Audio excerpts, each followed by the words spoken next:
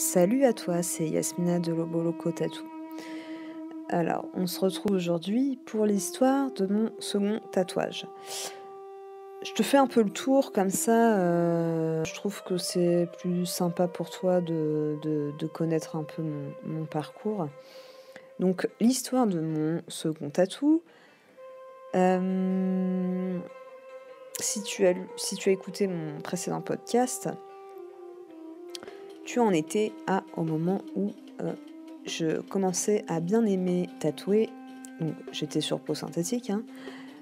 Ça commençait à me plaire et je me suis dit, je retenterais bien l'expérience, une seconde fois.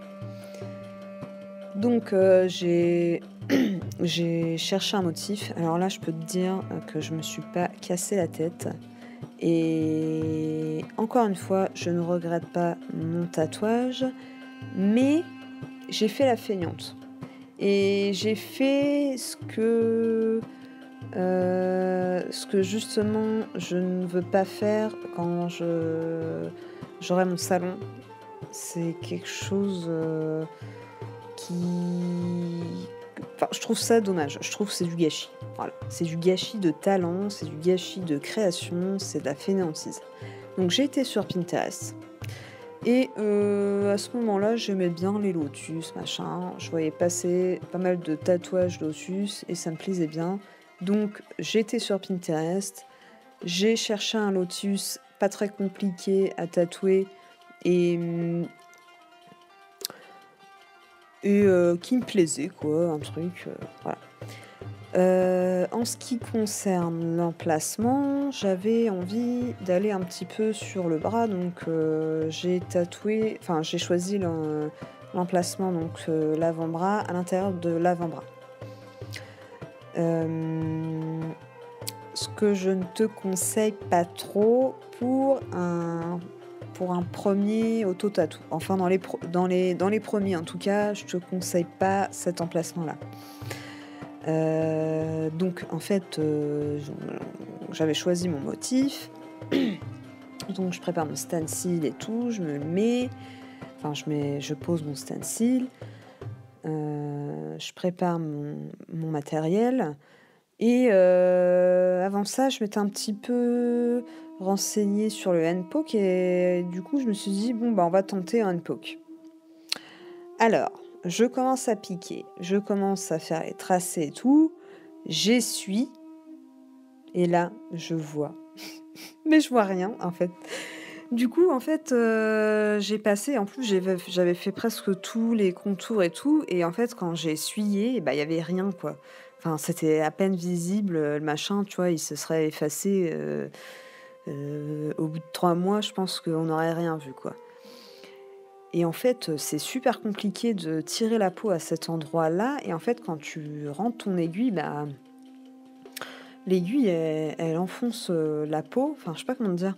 L'aiguille, elle enfonce la peau, mais elle rentre pas dans la peau. Donc, tu crois que tu as piqué, mais en fait, tu as piqué vraiment la surface, tu as presque un piqué, quoi. Donc, je me suis dit: «Mince».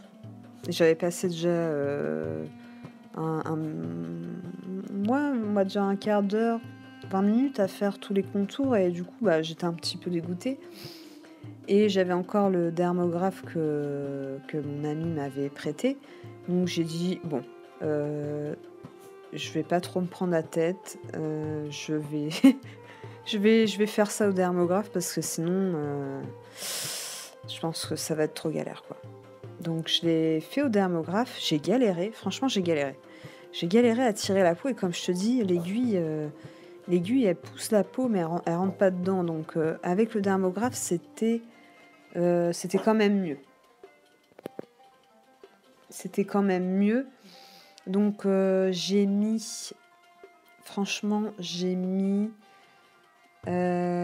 je me souviens bien, j'ai mis 2 ou 3 heures pour le faire. J'ai mis 2 ou 3 heures. Donc pareil, je te mettrai une photo, quand j'ai pris une photo quand j'avais fini de la réaliser. Donc je te mettrai une photo du tatouage, terminé juste après. Et donc, après, il y a eu la cicatrisation. Et à la cicatrisation, eh ben, je peux te dire que j'étais bien dégoûtée. Parce qu'il y a pas mal d'endroits qui se sont effacés. Et donc, comme je te dis, cet endroit-là, c'est galère. Donc, j'ai dû refaire des retouches au dermographe aussi. Je me suis dit, je vais pas me prendre la tête avec celui-là, je vais le faire au dermographe. Donc, j'ai fait au dermographe et donc, ça allait. Et pareil, je te mettrai des photos d'aujourd'hui. Franchement, je vois plein de défauts. Maintenant, je vois plein de défauts sur le tatouage. Il y a des pétales, enfin tu te dis, il y a des lignes, je sais pas ce que j'ai voulu faire, mais les 2 pétales d'en bas là, c'est je sais pas, elles sont bourrées quoi, tu vois? Elles sont bizarres, enfin bref. Je ne regrette pas ce tatouage-là, encore une fois. C'est une expérience et en plus, comme on dit, on apprend de ses erreurs. Donc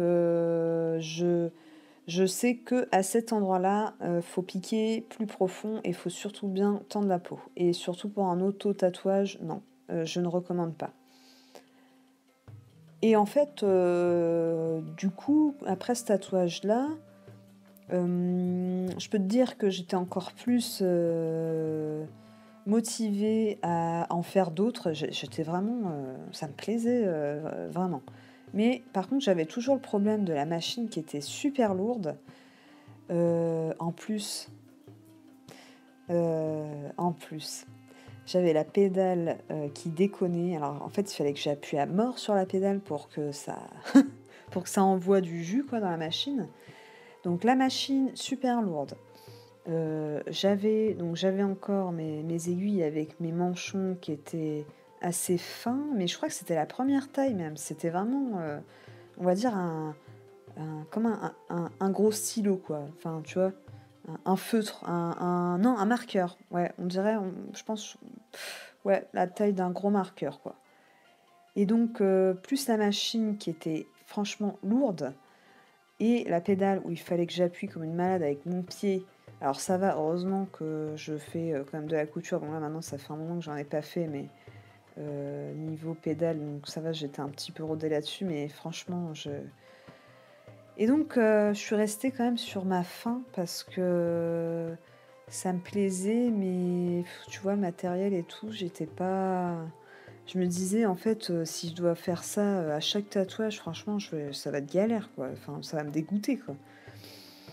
Donc, voilà. Et qu'est-ce que je pourrais dire de plus là-dessus?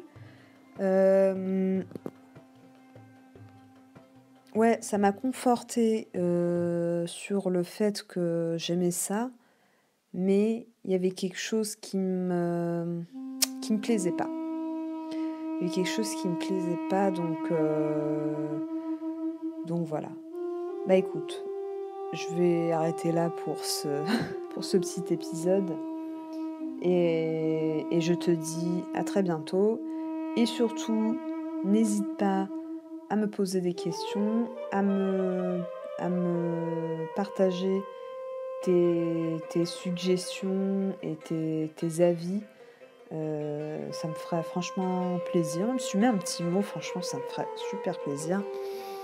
Et donc, je te dis à très bientôt pour un nouvel épisode. Salut!